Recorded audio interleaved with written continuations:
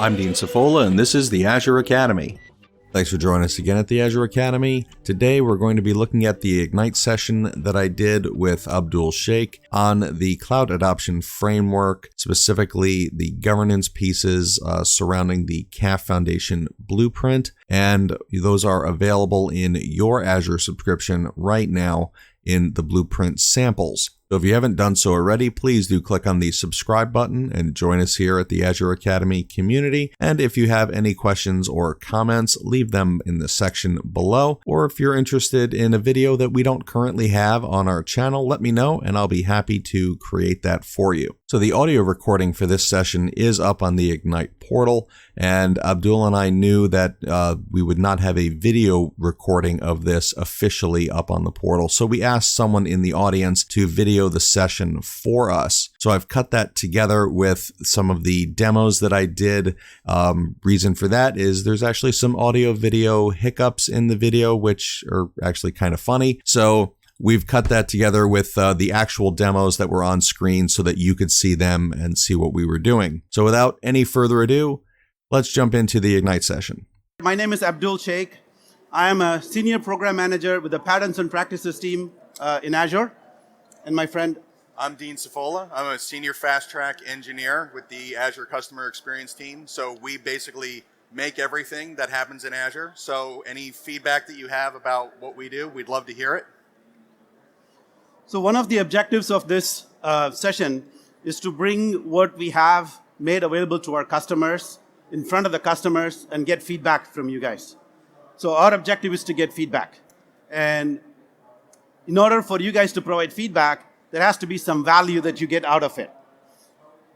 So our goal is, by the time we are done here, we would have walked you through a scenario where you have one governed environment and where an environment is not governed, and you will see the experience of what happens in each of those environments.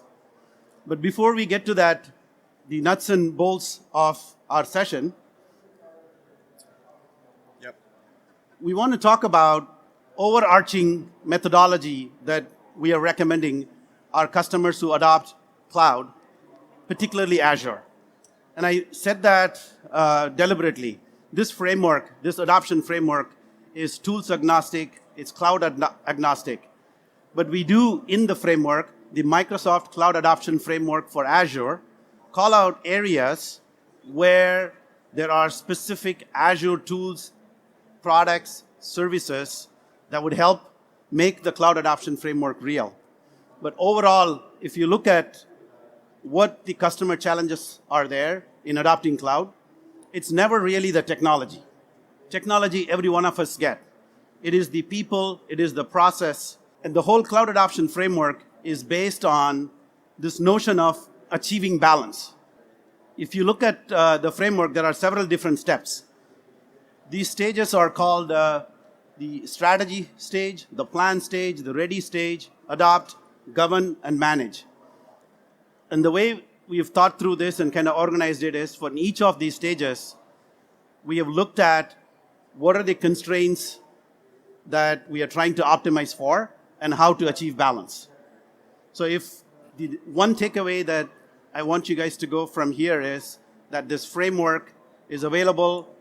It is going GA at Ignite. And for you guys to adopt, understand the notion of achieving balance in each of those stages. The stage that we are going to focus here is the ready stage. And as part of the ready stage, we would be building what is called your first landing zone.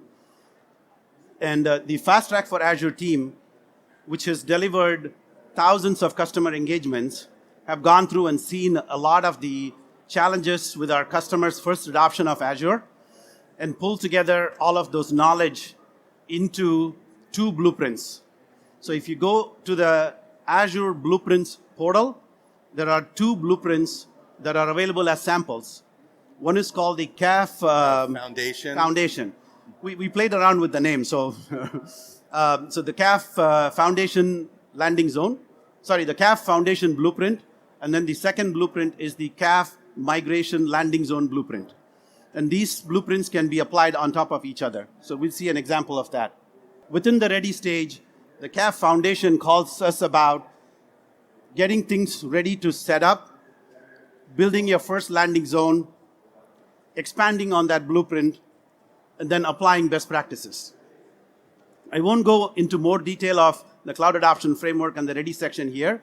There are other sessions we'll flash here in the slides that talks about this. We have a hands-on exercise, and we have additional resources that are available, and I hope you guys will leverage that.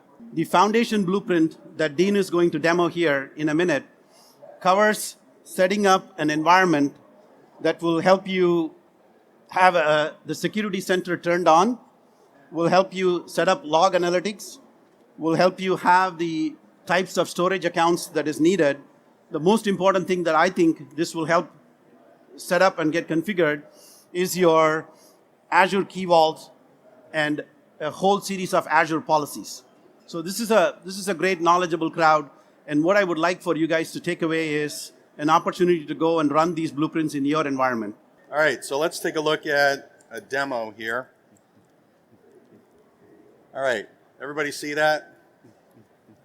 So let me paint a scenario for you. So what we have over on the left side is glitching. All right. Oh. Wow. Live demos. All right. So let's pretend on the left side that we've got a Azure subscription. Over on the right side, we have a different subscription. So the scenario is that we have a corporate policy in our environment that tells us that we're a US-based company, so we are only going to deploy things into US regions. And we also have a corporate policy that says that we are only going to deploy the E-series VMs or the A-series VMs. Okay, so that's our corporate policy. And on our mythical left side, we have our environment that is not governed. And then on the right side, we'll have a governed environment. And we're going to go through and build a VM and see what happens. So when you go through the build the VM experience, we've got to first select our subscription and then our resource group, give our VM a name, and then pick our region. So our corporate policy was we're only going to build in the US.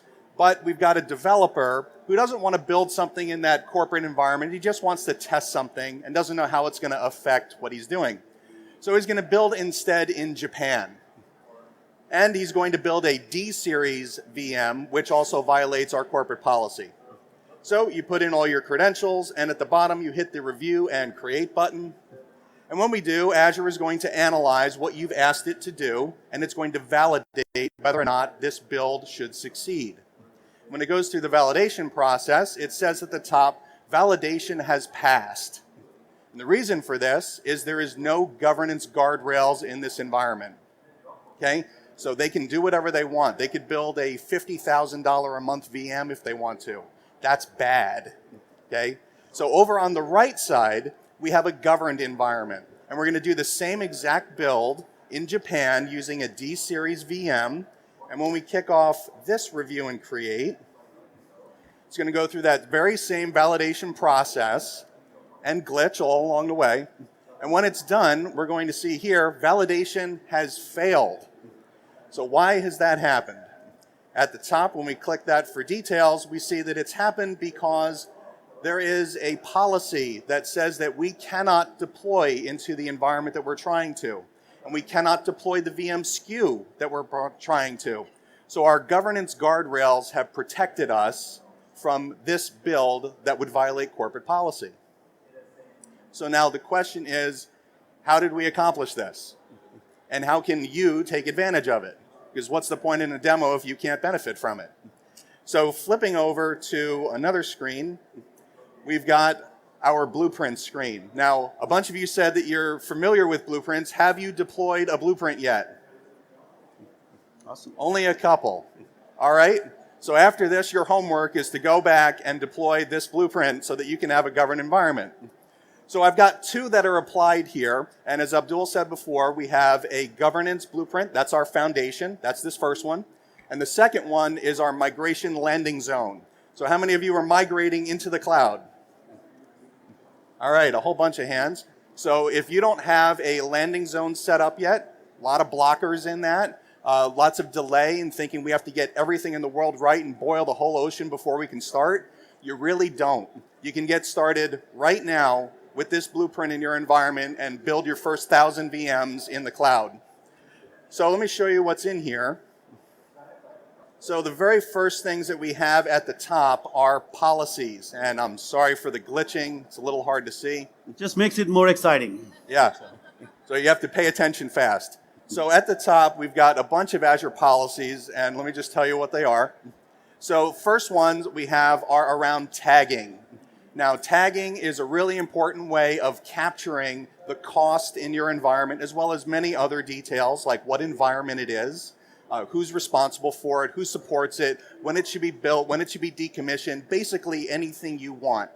Tagging of cost codes will help you understand the spend that's going on and help control that cost, which is another piece of governance. After that, what we've got is a policy that will enable about, does everyone know the difference between a policy and initiatives?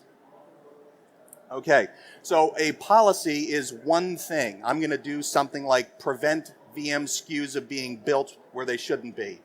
An initiative is a whole collection of policies. So we've got an initiative here that deploys 100 policies that will set up monitoring to the Azure Security Center for basically every kind of resource you could ever build. That's in here already.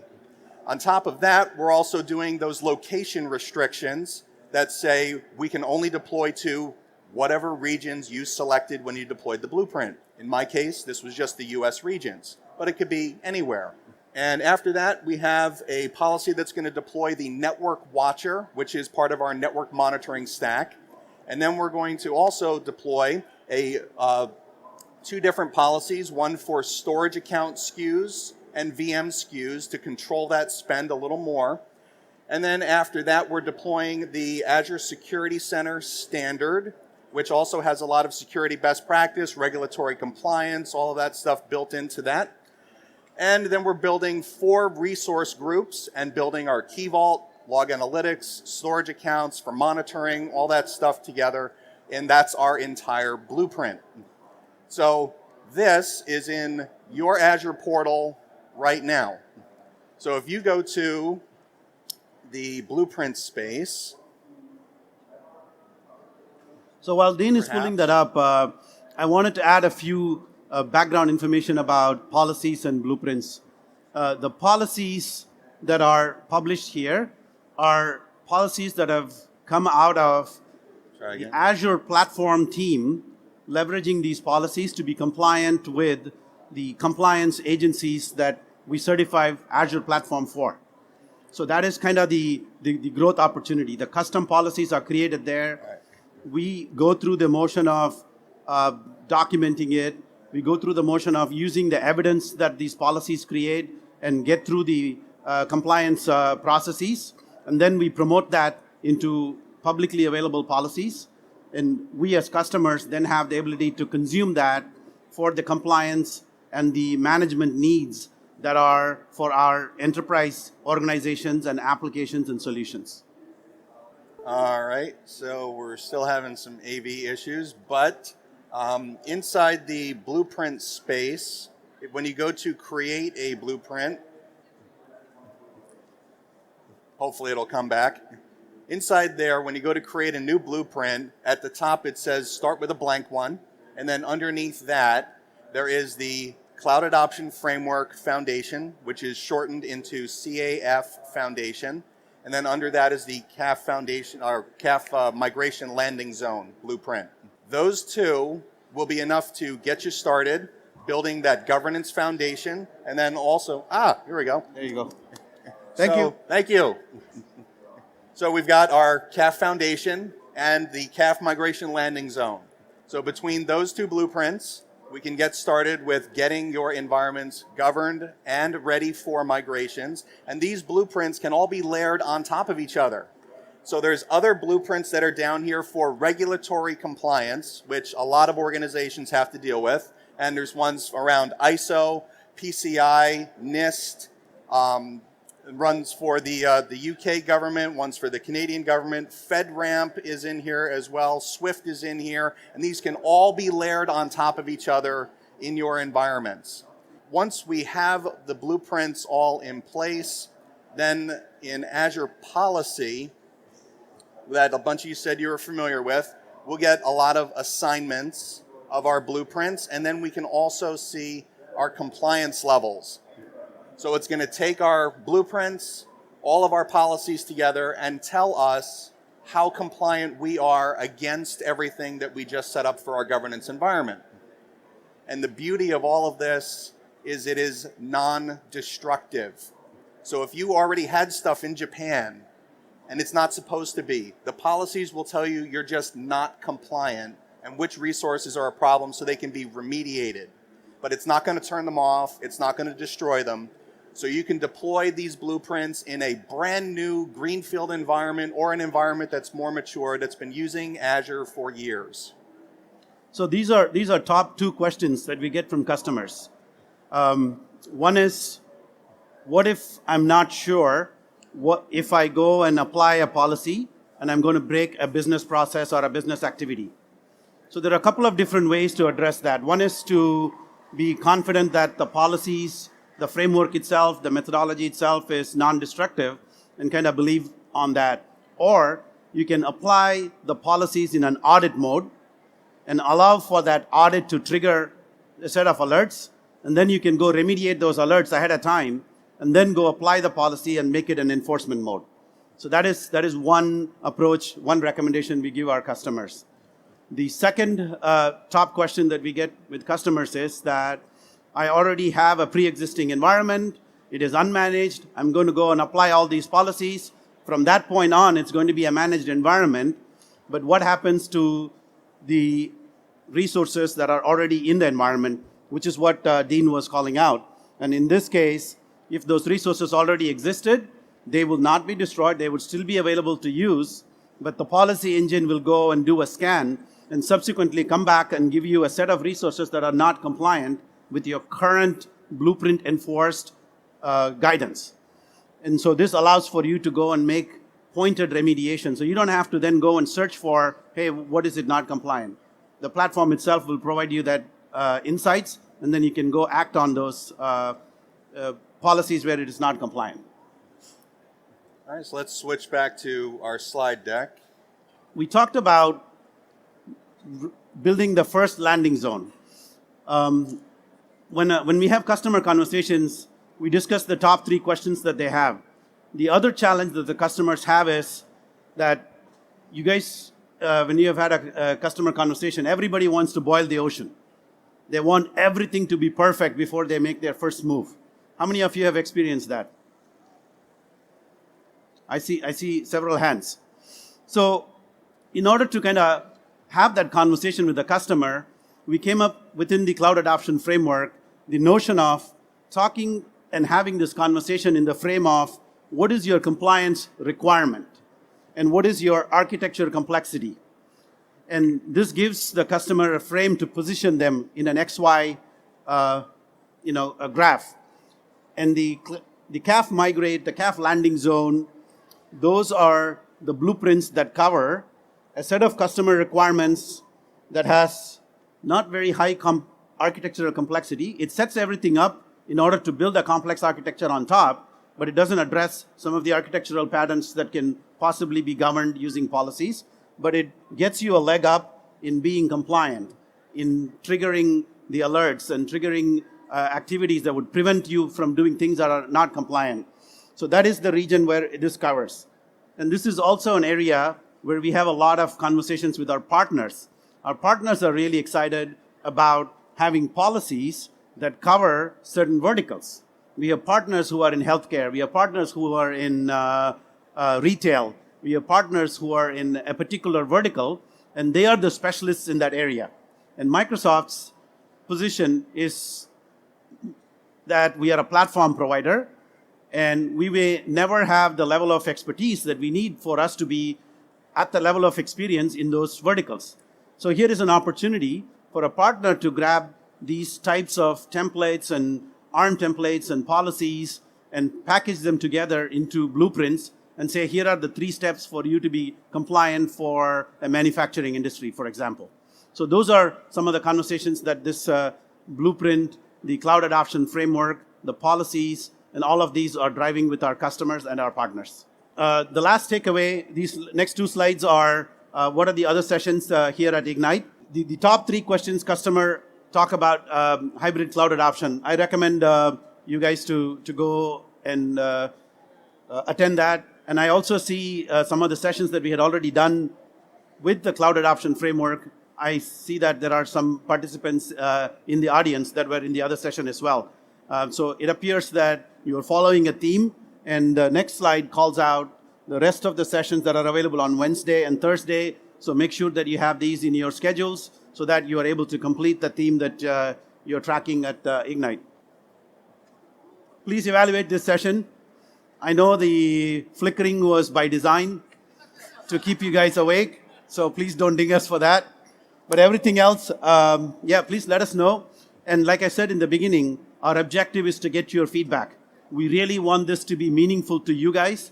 And our objective is to not build something that is cool for us. We do a lot of that at Microsoft, and we don't want this to be one of that. So thank you.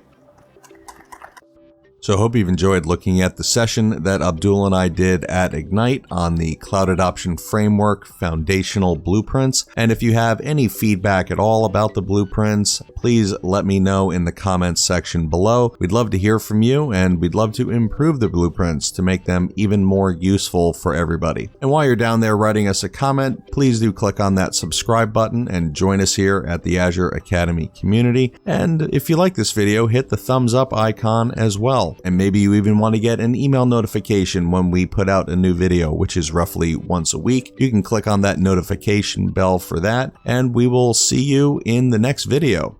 Happy learning!